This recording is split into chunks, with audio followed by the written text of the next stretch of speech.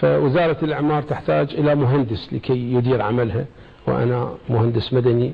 يعني أنا أراقب الفضائيات كإعلامي، يعني تدري أنا رئيس تحرير بال82 باعتبار ذول أمنيين يفهمون الأمن مثل ما أنا أفهم الأمن لخبرتي السابقة. ذاك السياسي يشتغل أتدرب على اللحيم، فكنت أتدرب في ميناء المعقل يعني وأسوي يعني ربك سبحانه المحبة من الله سلطهم هيك بس في المحبة. لا هي أنا كنت أدرس قرآن كفت.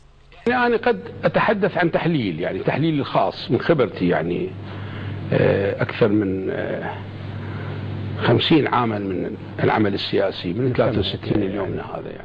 يعني أنا كنت أدرس كما قلت لك وضع الأمن، فجزء من عنده هو محاربة نفسية. يعني هاي المراحل تقريبا كل وحدة أخذت حقبة من سنة سنتين من حياتي. نعم. يعني في التمثيل أنا كنت مع الأخ قاسم الملاك، أنا أحييه 1961. قبلها كنا نمثل في بيوت، يعني التنور مال البيت مثلا نستخدمه ونضع. لا أنا ما أتغير علي هواية شيء، يعني أنا رجل أعمال أهم من أنا وزير. يعني أنا وزير أعمال، رجل أعمال وتاجر وصناعي، هذا ما تشكل عندي. وهذه أكبر دولة إقليمية غير قادرة على إدارة معركة بهذا الحجم. هذا علم عسكري، يسمعوني اللي دارسين أركان يفهمون هذا المعنى. لما خلصت كلية الهندسة 68 69 شوية اشتغلت مقاولات سنة أو سنة ونص، ثم تركت.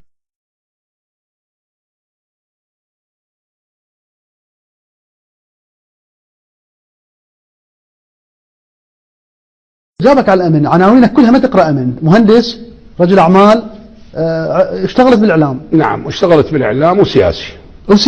لكن الأمن كان في الظل.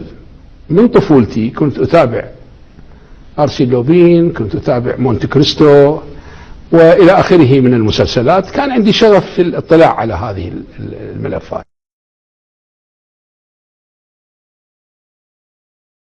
وصلت اتهام لاسوار لبنان بعد خليت حتى بغداد عرفت انه انا اتحدث عن معلومات ومسؤول عنها. يعني انا كوزير داخليه سابق هذا خب بعد ما اترك شغلي يعني، وانا واسي بهالقضيه، قضايا الامن وقضايا المواجهات حتى في اذا تحصل في افريقيا.